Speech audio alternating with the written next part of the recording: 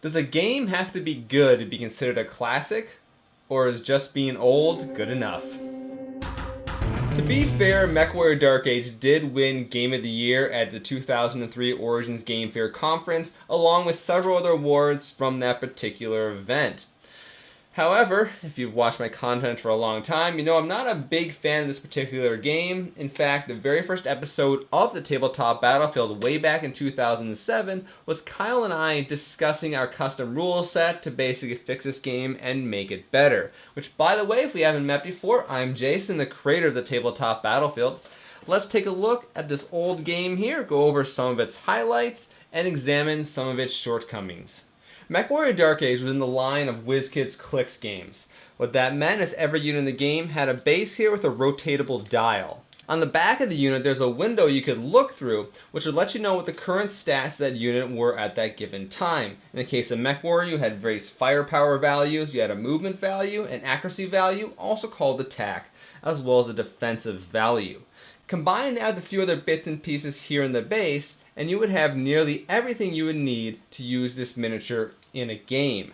And how click styles work is when you took damage, you would rotate the base one way, and in general this would make the stats of the unit worse.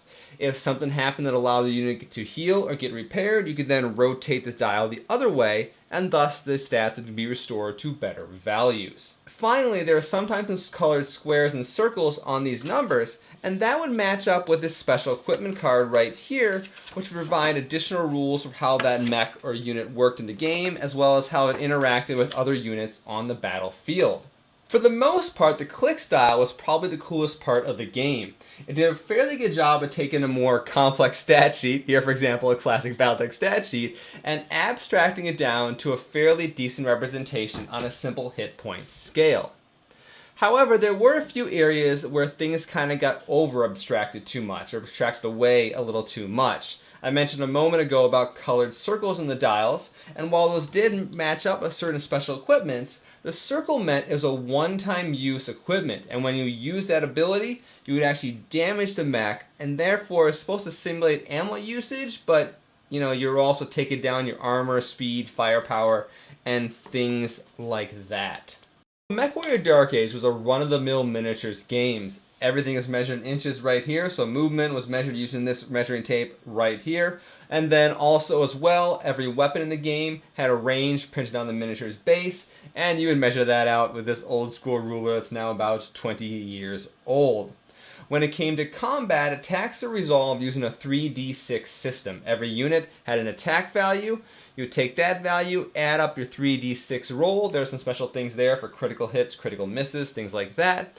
And then if that total met or exceeded the defense value of the target was hit and would suffer damage based on the weapon's damage value.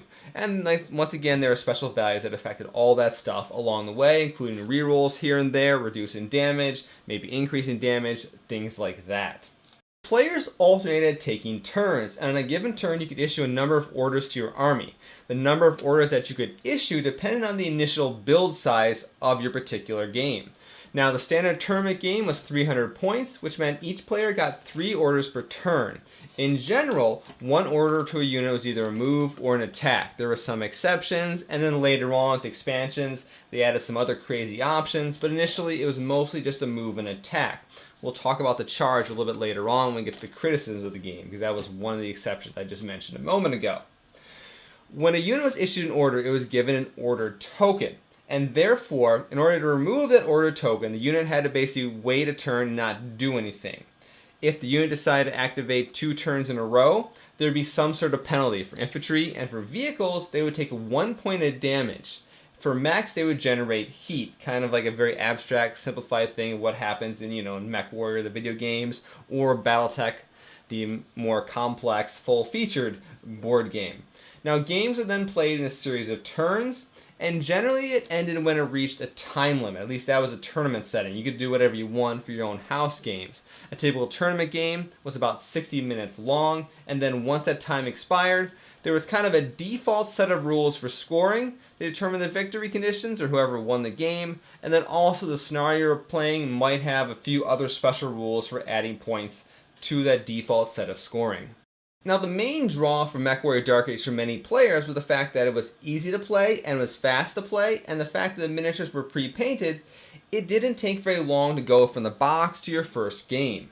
At the same time out there, you had Warhammer 40,000, which is a little bit different than it was today, but it was still the idea you had to build an army, paint everything up, and then have a nice big rule set to go with it. War Machine was around too, but it was also kind of like Warhammer in the fact you had your units you had to assemble, and then once again, big thick rule book. Mechwarrior Dark Age with its 60-minute games and a relatively small amount of figures meant that people really enjoyed that kind of simple, streamlined, fast game format. However, in my opinion, there are quite a few criticisms of the rule set, so let's talk about those right now. When it comes to the question, is Mechwarrior Dark Age a good game, I think you first have to ask the question, can a game be good if it does not accurately represent the theme in which it's supposed to portray? And in my opinion, that answer has to be yes, in order for it to be a good game. Now, Mechwarrior Dark Age was clearly designed with its predecessors like Heroclix and Mage Knight in mind, and in a lot of ways it feels a lot more like those type of games than anything that would exist in the Battletech universe, aside from the fact that you got some pretty cool looking battle mechs and tanks from the Battletech universe on the tabletop. With the initial release, there were very few options for moving and attacking. I think the only exception was mechs charging into close combat. Tricks like the tank drop, VTOL movement and shooting, and eventually mechs gain some sort of basic half movement and shooting later on would all appear in the game, but those came in later expansions and were not part of the core Dark Age set. So non-mech units had to take a point of damage if they took an action 2 turns in a row. And since you can only move or shoot, if a vehicle or an infantry unit wanted to move and shoot, it'd have to move, wait a turn, and then it could shoot the following turn after that. Now that's really kind of silly for advanced tanks like this right here, or advanced battle armor over here. They should be able to easily move and fire. The most powerful attacks in the game were often close combat attacks. This is not only because the mechs had the ability to charge into combat and get a free attack that way, but also oftentimes the most powerful damage value of a mech was also the damage value you would use for when it was punching you in the face, kind of close range infighting attack abilities.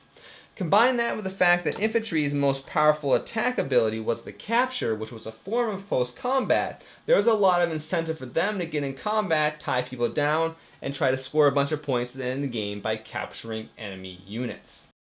The standard movement of many units outranged all the weapon ranges in the game. Bart Bradshaw here has a movement of 10, and with a run or charge, he can move 20 inches. 6-inch weapon range, a little missile battery right here. 8-inch, and these two infantry pieces like this massive tank here, a 14-inch range, and then Megan Tenclander Catapult had an 8-inch and 14-inch range attack. This meant that many of basically units could bypass weapon ranges altogether and close that distance, start punching guys in the face instead of the kind of long, drawn-out gun duels you'd expect in a Battletech type game. Expansions for the game seem to focus on fixing problems with earlier sets. So Fire for Effect, which is the first expansion to Dark Age, introduced artillery, which is great at dealing with the infantry swarms that became a real problem in the Dark Age set. It also gave vehicles the tank drop ability, which gave them a cheap, kind of silly way to move and fire, which vehicles desperately needed some sort of aggressive movement action since infantry had just basically overpower abilities, and mechs had the charge ability. Vehicles were kind of left out on their own. Eventually, you had VTOLs coming in, which could do a move and shoot to snipe units at a long range to solve the problem with artillery, and vehicles that did tank drops.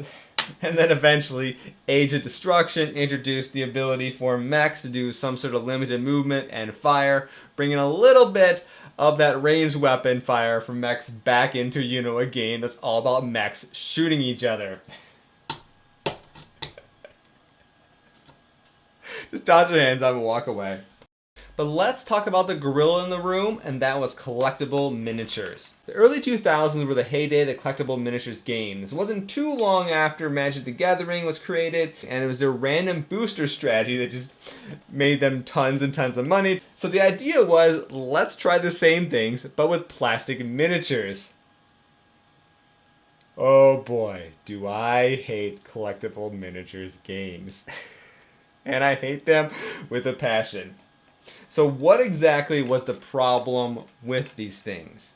Well, this particular pack right here was your normal Mechwarrior Dark Age booster pack. It retailed for $10 at the time, and it came with one random mech, one random vehicle, and two random infantry. I don't know why I held my fingers up. One. Regardless, you know what I mean. But the biggest problem, I guess, in some ways with the collectible miniatures was that Wizkids kind of cranked out a lot of units that were called booster fill. They were units that were just absolutely atrocious in game terms, and nobody wanted them. Whether it was to use them in the game itself, or if it was to trade for some of the rarer, more harder to find units. I'm looking at you, I think it was the Highlander Cougar that had an initial attack value of 8. Just trust me, that was crap. Absolute crap. Now, the other problem with blind boosters, it basically made the game impossible to enforce faction purity, since you had no idea what factions were in here, and Mechwarrior Dark Age quickly blossomed to about 8 factions within the first 2 or 3 sets. You have to buy a lot of stuff if you wanted to get pure faction armies, or you have to find somebody who is willing to trade with you to get pure faction armies, but once again, that whole fact that most of the stuff was booster filled and nobody wanted anyway and ended up in a dustbin meant that was really hard to do as well. I think I only managed to trade a few units over my career of playing in the tournaments, and it's generally because somebody was obsessed about collecting every unit in every set, and they would give me Banson Raider stuff for crappy units that weren't Banson Raiders because they wanted every single unit in the set. So what ended up happening in a typical Mechwarrior Dark Age game is the deployed army on someone's tabletop often contained an assortment of units from a variety of factions that in the Battletech story were vicious, bitter, blood-feud enemies, and it was pretty much downright silly. I personally did a pretty good job, in my opinion, of playing faction pure Banson Raiders, because I did a lot of eBay hunting and singles purchasing and things like that. And in a lot of cases, that was probably to my detriment, because frankly, it was better in the tournament scene to pick the few power units and just run with those. But hey, I'm a Battletech guy. Davion is not going to fight alongside House Kurita, except in the most dire circumstances. It's just not going to happen, let alone having some clanners in there as well. So with any tabletop game that gets canceled, it's always kind of impossible to say exactly what happened. Obviously, sales are probably slumping, profits are dropping, who knows, things like that. But the reasons for that are not always entirely clear. I played a little bit in the local tournament scene back in college, but eventually the local store I played at closed down, and there really weren't many more local Mechwarrior events for me to attend, so I don't have a really good grasp on kind of the late few years of the tournament scene when it comes to kind of those last 2 or 3 years of Mechwarrior Dark Age. However, by that time, I had mostly given up on the game due to something called set retirement. This is a thing that Wizkids implemented a little bit later on in the game's life cycle, and the name basically is the same thing you find in collectible card games like Magic the Gathering, where after a certain amount of time, an entire set of units was basically banned from tournament play, and you had to use only the most recent things. Of course, I wasn't too keen on, buying all new units every 2 years or so, or whatever the rules were. So that was probably the main driver why I stopped playing in the local tournament scene. And in fact, oddly enough, the day after my last tournament, which was 1 week before set retirement was going to go into effect, I wandered on into a Games Workshop store and started my long journey down Warhammer 40,000, End of the Tabletop Battlefield, End of Warcaster, End of War Machine, End of Legends of Caladagia, etc., etc., etc. This is all kind of because of set retirement. Hey! So it's one of those things where obviously players were upset about it, whether it was the thing that killed the game or whether it was just a death blow to an already dying game. It's really impossible to say because we don't have a lot of the internal numbers to answer that question. However, there is one more important note about set retirement that should be included in the historical record, and that was shortly before the game went on hiatus, Wizkids repealed the set retirement rules. So at the very least, the company felt this set retirement was indeed detrimental to the game, but unfortunately at that point, enough players did not come back, and well, the game just, like I said, by 2007 or 2008, it got put on official hiatus, and then several years later, after a string of not so successful games, and by string I should mean a very long string of not so successful games, Top shut down Wizkids, and as far as I can tell, that was probably the end of Mechwarrior Dark Age forever. So what was the legacy of Mechwarrior Dark Age? And the sad reality is, well, probably not much. It wasn't the first Clix game. That goes, I believe, Mage Knight. And to this day, it's not the most successful one because it's gone. Heroclix is still around, carrying on that branding and the idea of the Clix games. As for Battletech, well, Battletech predated Mechwarrior. It was still around during the Mechwarrior Dark Age, and now it's having an incredible freaking renaissance. So maybe Mechwarrior Dark Age helped fuel that. I'm not really sure. Storyline-wise, it's finally getting wrapped up. This book that came out a few years ago, Bonfire of Worlds, about 10 years behind its original publication date, supposedly wraps up the Mechwarrior Dark Age storyline. I'm not to the end yet, about 2/3 through it. Don't tell me what happens in the comments, please. But even, in a more generic sense, other than Heroclix, there really hasn't been a lot of other games that have succeeded or even really tried that used a click-style system or something very similar. Now, it's entirely possible. There's probably a patent involved. In fact, I believe if we look at the bottoms of these mechs, the ones that don't have little name stickers on here, there was indeed a patent pending, probably for something related to the click styles. Maybe that's why we haven't seen a lot of games that track stats and other things on the base, because frankly, the click style is an awesome way to do it, and if it's locked behind a patent, there's not a lot other game companies can really do. I mean, the plus side, the miniatures were awesome. I mean, these are truly incredible miniatures, and for being pre-painted miniatures, they look really good. I mean, they're cheap today in the secondary market if you want some, and heck, I even like the really cool Jade Falcon mechs that have like these raptor themed things that came out later on in the game. I think a lot of people thought they were silly, but I'm a bird photographer. I love hawks and falcons. That's probably why I thought they were awesome. So should you pick up a whole bunch of these miniatures, you can find the rules online and try the game out, and the honest answer is probably not. It's kind of... I personally don't think there's a whole lot of merit to Mechwarrior Dark Age in terms of long-term gameplay. I mean, if you really want a fast-paced, sci-fi, punch-you-in-the-face type game, you can give it a shot. I really wanted to believe that there's some sort of awesome Battletech rules tucked away in these guys. And I tried multiple times, myself, Kyle, and a few other people, tried to create different sets of rules for Mechwarrior Dark Age, but they never quite worked right. No matter what you did, points are obviously going to be all over the board and screwed up. Balance is thrown off. There's always going to be something too powerful, not powerful enough. You're going to get, it becomes a mess trying to adapt another system for a different set of rules. And the honest reality is, you've got this today. Battletech Alpha Strike, which is the fast-playing version of Battletech, is everything Mechwarrior Dark Age could have been. It is above and beyond a far superior product, a much more enjoyable game. It doesn't play quite as fast, but this actually feels like Battletech, where this was we called bumper bots. Take your pick. I wonder if the click style system would work well for a robotic combat game. I really don't want to see that get ruined by... Anyway, that's the point, though. So, there is a little bit of highlight then, I guess you could think about it. The Mechwarrior Dark Age figures would make some really cool pieces to use for Battletech Alpha Strike. Because, frankly, the new Battletech rules, or the new Battletech miniatures, they're pretty hard to get a hold of. And some of the older ones, they can be a little shaky to get a hold of, too.